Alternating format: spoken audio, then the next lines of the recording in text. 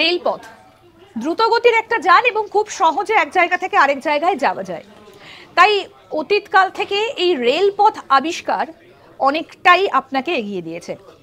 গতির সঙ্গে পাল্লা দিয়ে ছুটছে রেল। এই যে দার্জিলিং মেল, আমাদের অনেকেরই গন্তব্য গ্রীষ্মকালে দার্জিলিং। খুব সুন্দর একটা জায়গা, শৈল শহর বলতে পারেন।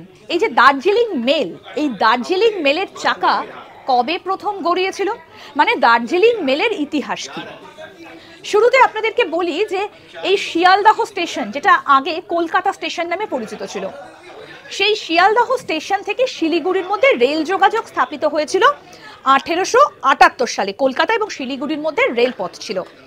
প্রথম লাভটা ছিল ইস্টার্ন বেঙ্গল স্টেট রেলওয়ের অধীনে, অর্থাৎ তৎকালীন কলকাতা স্টেশন এবং পদ্মা নদীর দক্ষিণ তীরে দামোদহ ঘাট পর্যন্ত প্রায় 185 কিলোমিটার।